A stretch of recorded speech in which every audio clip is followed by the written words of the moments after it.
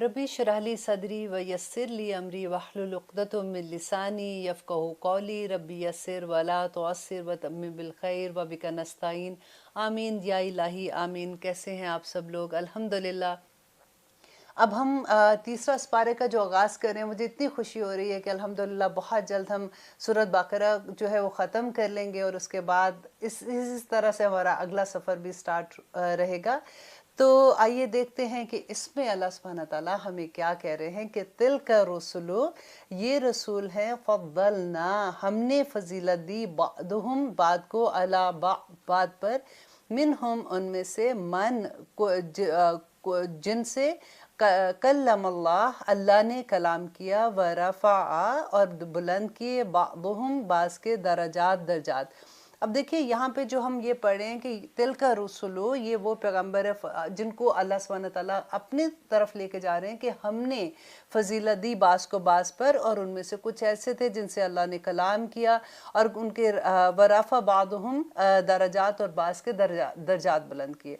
देखिए जहाँ पे अल्लाह सुब्हानहू तआला अपने ऊपर लेके आ रहे हैं तो वो कहते हैं कि हमने फजीलत दी बास को बास पर। और आपके सामने आज जब आप नबियों के किस्से पढ़ते हैं, आप जानते हैं कि हज़रत मूसा अलैहिस्सलाम थे जिनसे अल्लाह सुब्हानहू तआला ने कलाम किया था। हज़रत ईसा अलैहिस्सलाम थे जिनको अल्लाह सुब्हानहू तआला ने बय्यना मौजज़े दिए थे और यदनाहु बिरूहुल कुद्स से उनकी मदद की थी। तो अल्लाह सुब्हानहू तआला वो भी यहाँ पे बयान कर रहे हैं। तो नबी सल्लल्लाहु अलैहि वसल्लम को अल्लाह सुब्हानहू तआला ने कुरान का मौजज़ा दिया था। तो इसी तरह से वो अपनी तरफ से कहते हैं कि मैंने नबियों को फजीलत दी बास को बास पर।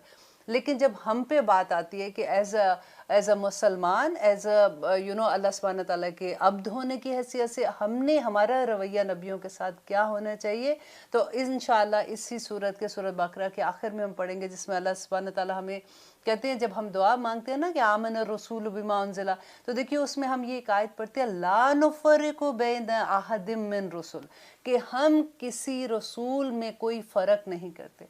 तो आप देखिए वो जो लोग बाज़ दफ़ा नाते जब पढ़ते हैं उनमें इतनी ऐसी बातें कह देते हैं जो नहीं कहनी चाहिए, कि सारे नबी तेरे दर के सवाली। आपने ये नात सुनी होगी। तो कोई भी ऐसी देखिए हमारे दिल में नबी सल्लल्लाहु अलैहि वसल्लम की ऑफ कोर्स इज़्ज़त बहुत है, एहतराम है, वो सारा कुछ है। लेकिन अगर हम जुमलों में, अगर हम अपने किसी एक्ट से ये करें कि किसी और नबी को हम कम शो करते हैं या उनकी उस तरह की इज़्ज़त नहीं रखते, तो फिर वो बहुत बड़ा गुनाह हो जाता है। क्योंकि अल्लाह सुब्हानहू तआला का हुक्म है कि ला नुफ़र्रिक़ु बैन अहदिम मिन रुसुल, कि कोई रसूल में हम फ़र्क नहीं कर सकते।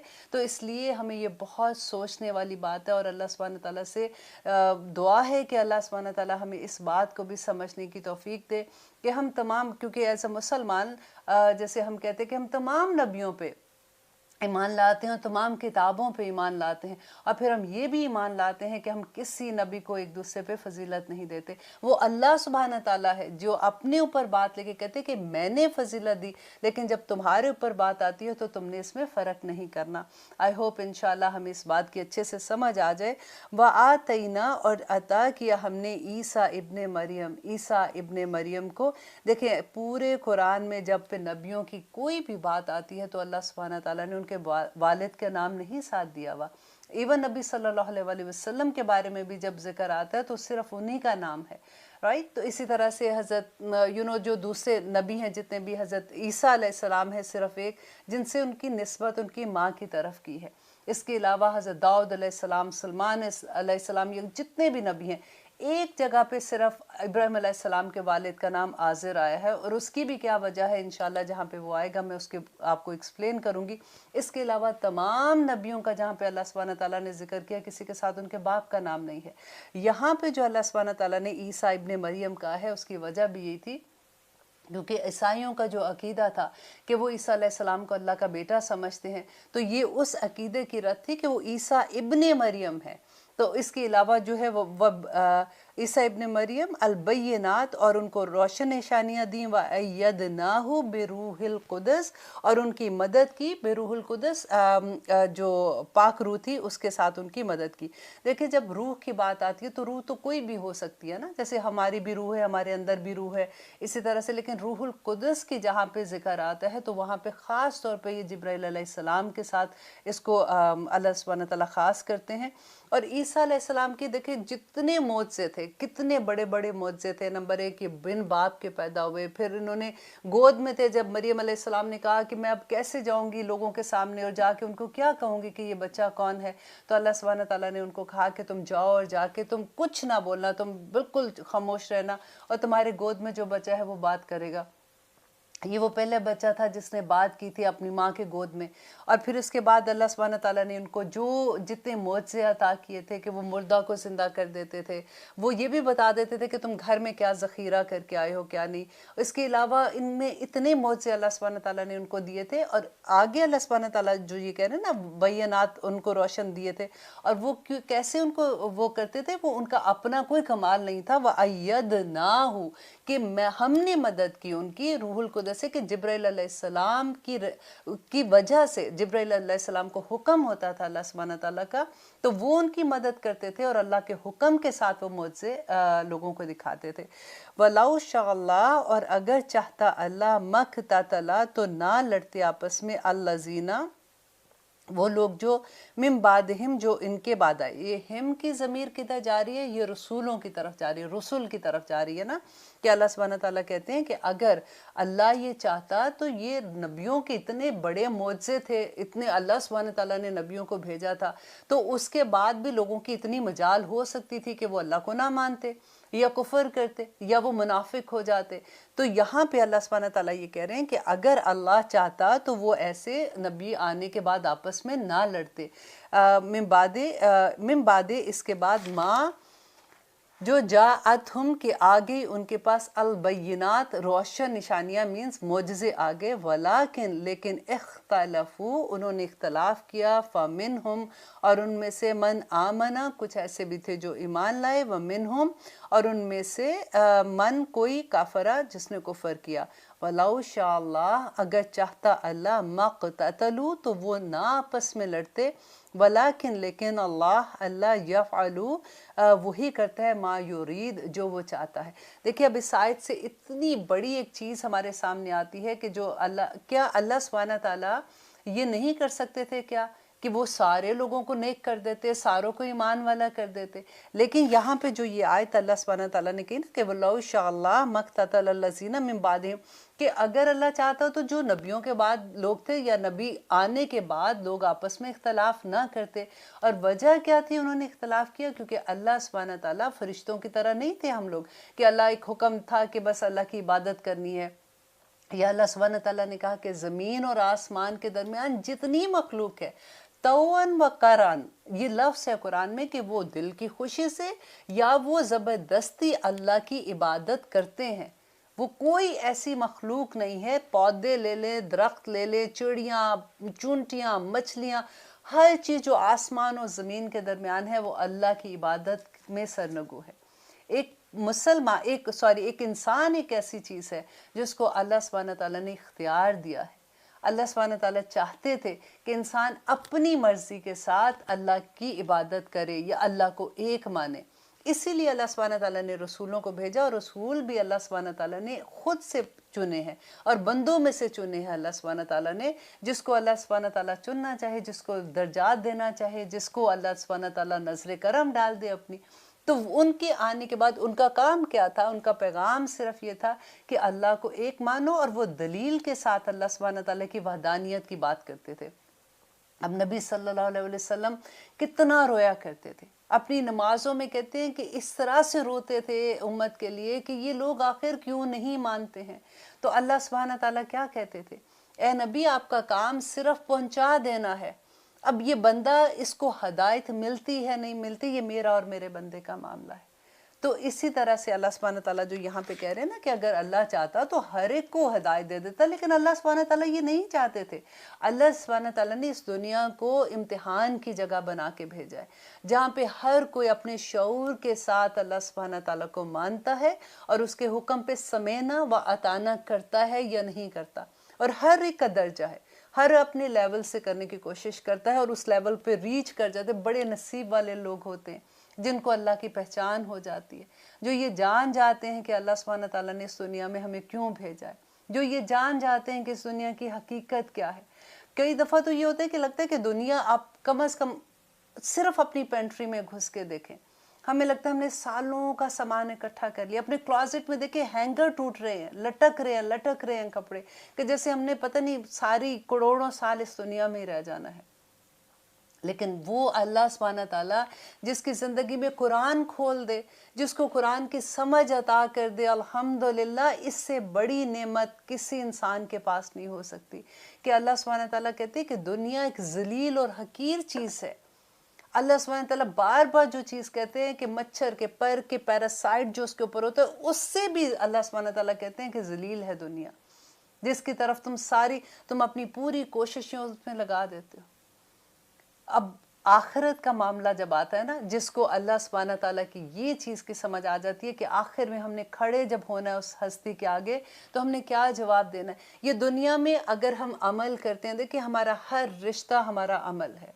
ہم جب صبح سو کے اٹھتے ہیں تو ہم ایک عمل کے اندر ہوتے ہیں، ہم صبر کے اندر ہوتے ہیں، ہمارے رشتوں کے ساتھ ہمارے تعلقات کیسے ہیں، یہ سارے کا سارا ہمارا پیپر ہے. جب صبح اٹھتے ہیں نا، ایک پورا ایک لمبا ایک پیپر ہوتا ہے جو فرشتے لے کے نازل ہوتے ہیں، فرشتے ٹک مارک کر رہے ہوتے ہیں کہ ہر جگہ پہ ہمارا عمل کیا تھا. اور وہی عمل نیکی ہے. ہماری ساری دن کی جو بھاگ دوڑ ہوتی ہے نا، ہمارے گھر میں، بچوں میں، کھانا پکانا، صفائی کرنا، اللہ کی عبادت کرنا، زبان سے ذکر ادا کرنا، دل کو خالص اللہ کے لیے کر دینا، دنیا کے کاموں میں مصروف رہنا، لیکن اپنی دھیان اللہ سبحانہ تعالیٰ کی طرف ہی رکھنا. اور صرف جب آپ کلمات ادا کرتے ہیں، شکر الحمدللہ یا ہم کچھ بھی کہتے ہیں، تو ہمارا دھیان اللہ کی طرف ہوتا ہے. کیونکہ اللہ سبحانہ تعالیٰ کہتے ہیں کہ جب میرا بندہ مجھے یاد کرتا ہے تو میں بھی اس کو اس سے بہتر محفل میں یاد کرتا ہوں. تو ایسا تو ہو نہیں ہی سکتا کہ اللہ کی بات خدا نہ خواستہ ٹھیک نہ ہوگی. تو جس وقت بھی اگر ہم 24 گھنٹے دیکھیں، بعض لوگوں کا آپ نے سنا ہوگا کہ وہ کہتے ہیں کہ جب ہم سوتے ہیں نا، تو کئی دفعہ ایسے ہوتا ہے کہ سوئے بھی ہماری آنکھ کھلتی ہے تو ہم کوئی آیت ہی پڑھ رہے ہوتے ہیں، یا کسی آیت کی تفسیر کر رہے ہوتے ہیں، یا کسی کا ورڈ ٹو ورڈ میننگ دیکھ رہے ہوتے ہیں. تو جن کی نیندیں بھی اللہ کے ذکر سے تر ہو جائیں، کتنی بڑی بات ہو جائے گی. الحمدللہ. اور اللہ سبحانہ تعالیٰ پھر کہتے ہیں نا کہ میری طرف ایک قدم آؤ، میں 10 قدم بھاگ کے آتا ہوں، تم چل کے آؤ، میں دوڑ کے آتا ہوں، میں تمہارے ہاتھ بن جاتا ہوں، میں تمہارے پاؤں بن جاتا ہوں، تم جہاں جاتے ہو تم میرے حکم سے چلے جاتے ہو. اور پھر وہی مومن جب آخری وقت آتا ہے تو کیا ہوتا ہے، اللہ سبحانہ تعالیٰ کی طرف سے وہ آ جاتا ہے پیغام اس کو کہ یا ایتھا النفس المطمئنہ ارجعی الی ربک راضیۃ مرضیہ، کہ یہی بس آخر ہے. کتنے کو سال ہیں آپ دیکھیے. میں آلویز یہ کہتی ہوں کہ 25 سال ہیں ہمارے پاس نا زندگی کے. جب بندہ جوان ہوتا ہے، پڑھ لکھ کے فارغ ہوتا ہے، پھر جاب ڈھونڈتا ہے، پھر جاب مل جاتی ہے، پھر شادی کا ٹائم آ جاتا ہے، اس میں شادی آلموسٹ نئی شادی ہو رہی ہوتی ہے یا ہونے والی ہوتی ہے، جن کی ہو گئی ہے، پہلا ایک بچہ پیدا ہو رہا ہوتا ہے. اس کے بعد جو اگلے 25 سال ہوتے ہیں نا، یہ ایکچولی وہ کام آتا ہے جس میں پھر آپ کے بچے بھی پیدا ہو رہے ہیں، آپ کی تربیت بھی کرنی ہے، اپنے جاب میں بھی پرفارم کرنا ہے، اپنے زندگی میں بھی بھاگنا دوڑنا ہے، اپنے سارا کچھ کرنا ہے. اور 25 سال گزرتے ہیں تو وہ بچے اتنے بڑے ہو جاتے ہیں، پھر ان کی شادیوں کی فکر لگ جاتی ہے، ان کے مستقبل کی فکر لگ جاتی ہے کہ ان کو کہاں پہ پہنچانا ہے ہم لوگوں نے. یہ صرف اتنا سا ہی کھیل ہے. آپ دیکھیے اب ہم 50 سال کے ہو گئے، 50 سال کے بعد اگلے 25 سال آپ دیکھیے تو پھر وہی بات میں پہلے بھی کہتی تھی کہ دردوں والے سال ہوتے ہیں، کہ یہاں درد ہے، وہ وائٹامن کھایا، وہ نہیں کھایا. تو کیا زندگی کی حقیقت ہے؟ اس زندگی میں دیکھیں اللہ سبحانہ تعالیٰ کی پہچان ہو جائے نا تو اتنا مزہ ہے جس کی حد نہیں، کہ اس کا ایک لمحہ ایسے ہوتا ہے کہ جیسے وہ کسی سرور میں، کسی عجیب سی خوشی کے اندر گھوم رہا ہے. یہ انسان کو مل جانا ہی بڑی بات ہے کہ دل کا چین مل جائے. اللہ سبحانہ تعالیٰ کہتے ہیں نا کہ جب کبھی تمہارا دل اداس ہوتا ہے یا کبھی تمہارا دل بے چین ہوتا ہے تو بس یہ دیکھ لو کہ فوراً اللہ کی طرف رجوع کر لو کہ میں نے اللہ کا کوئی حکم تو نہیں توڑا ہوا. اب دعا کیا ہے؟ دیکھیں ہم نے کتنی دعائیں رمضان میں کی ہیں. کئی دفعہ ایسا ہوتا ہے کہ ہم دعا کرتے ہیں، سمجھ نہیں آتی کہ ہماری دعائیں قبول کیوں نہیں ہو رہی ہیں. اب جب میں یہ سپارہ شروع کر رہی ہوں، الحمدللہ انشاءاللہ ہماری صورت ابھی آئے گی، آیت الکرسی ہم پڑھیں گے. اللہ سبحانہ تعالیٰ کی اتنی خوبصورت آیات ہیں کہ ایک ایک آیت کو کہتے ہیں نا کہ تولو تو زمین و آسمان بھر جائیں. اتنی خوبصورت لفظ ہیں. اس میں میں جب بھی اس کا ذکر ادا کرنا چاہتی ہوں تو مجھے یہ ہوتا ہے کہ یا اللہ کسی ایک آیت سے ہمارا دل بدل دے، کسی ایک آیت سے ہمیں وہ سمجھ آ جائے جو رب ہم سے چاہتے ہیں.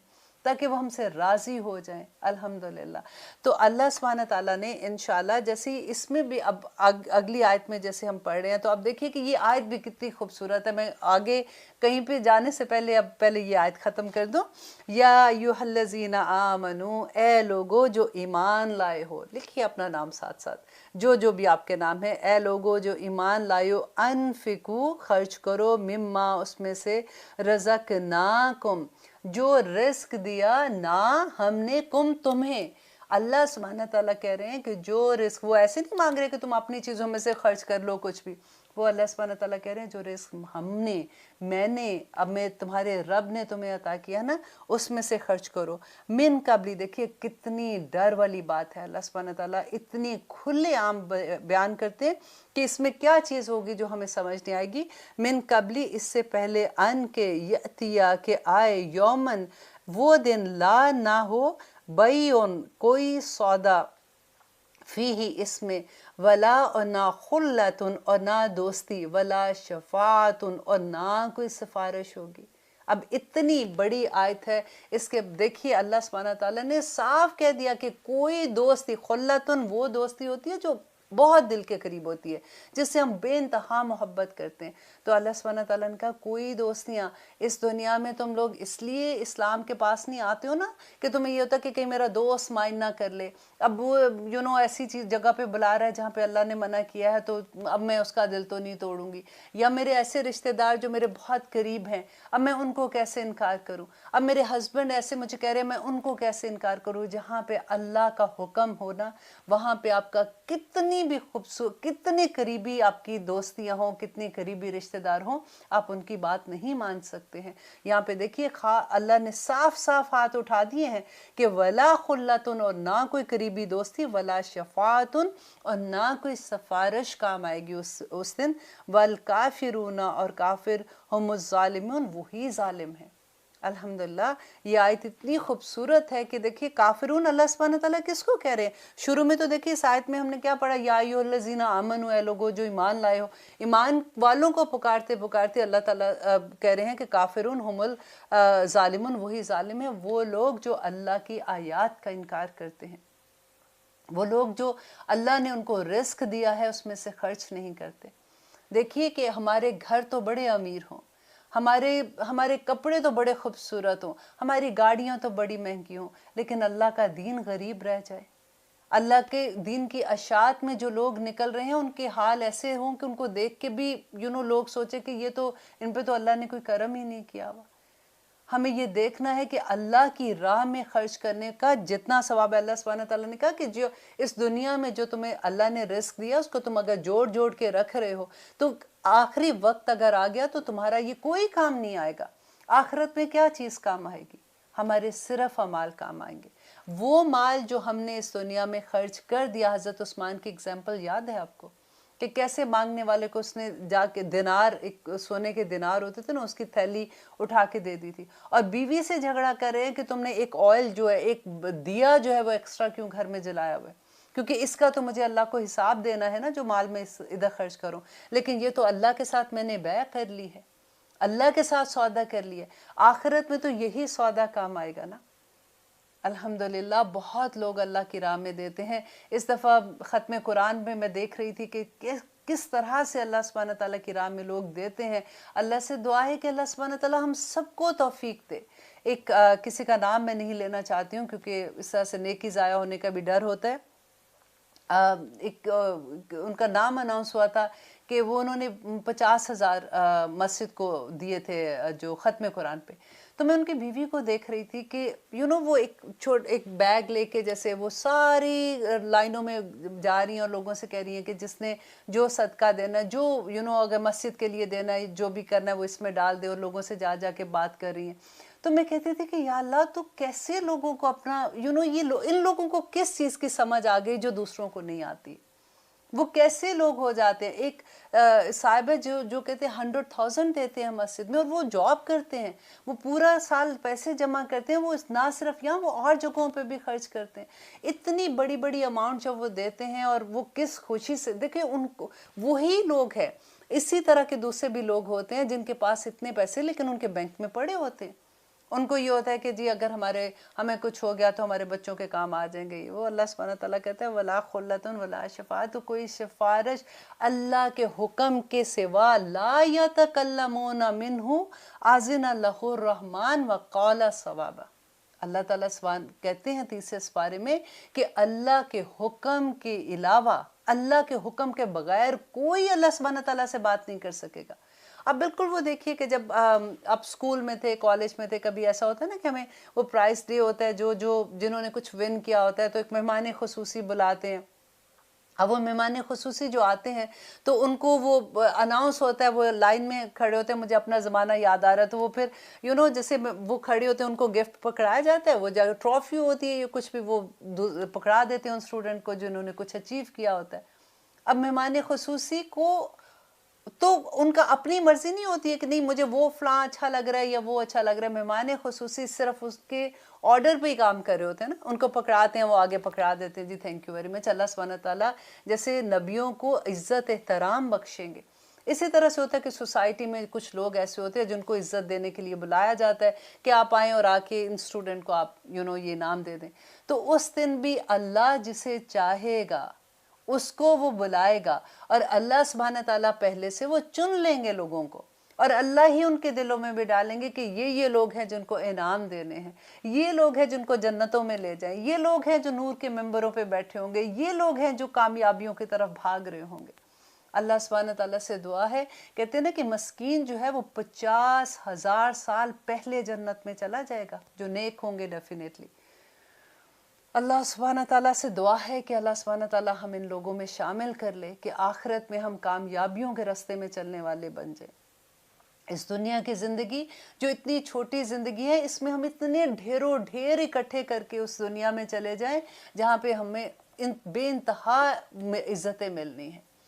دیکھیے درجات، جنتوں کے درجات تو ذرا دیکھیے، ایک درجے سے دوسرے درجے کا فرق آپ دیکھیے، کتنا بڑا فرق ہوگا. وہ لوگ جن کی اولادیں نیک ہوں گی، اللہ اکبر، وہ اپنے ماں باپ کے لیے دعا کریں گے. وہ جن کے دیکھیں یہاں پہ جو خلا کا ہے نا کہ ویسے لوگ ہیں جن کے لیے اللہ سبحانہ تعالیٰ کہتے ہیں کہ جن کے لیے آج تم اپنی زندگیاں ضائع کر رہے ہو نا، اور تمہیں یہ بھی امید ہے سفارش کی، یہ بات کرتے ہیں کیونکہ یہودیوں کا یہ اور عیسائیوں کا یہ عقیدہ تھا نا کہ حضرت عیسیٰ ان کے لیے سولی پہ چڑھ گیا، اب جو مرضی ہے وہ کرتے رہے، کوئی بات نہیں. تو یہاں پہ اسی عقیدے کی نفی ہے بیسیکلی کہ وہ لوگ تمہارے کوئی کام نہیں آئیں گے. لیکن وہ جو نیک لوگ ہوں گے نا، اگر نیک دوست ہے تو وہ اپنے دوست کی سفارش کرے گا. قرآن ہماری سفارش کرے گا کہ یا رب العالمین ہمارے حق میں بھی اور ہمارے اگینسٹ بھی. اور اللہ سبحانہ تعالیٰ کہیں گے اس دن کہ ان کی سفارش قبول کی جائے گی. الحمدللہ. بس اللہ سے دعا ہے کہ اللہ سبحانہ تعالیٰ ہمیں توفیق دے کہ ہم سب اچھے اچھے کام کریں، اور اللہ سبحانہ تعالیٰ ہمیں نیک اور صالح رکھے. آمین ثم آمین. اور ہماری اولادوں کو بھی ہماری آنکھوں کی ٹھنڈک بنا کے رکھے. آمین ثم آمین. السلام علیکم ورحمۃ اللہ وبرکاتہ.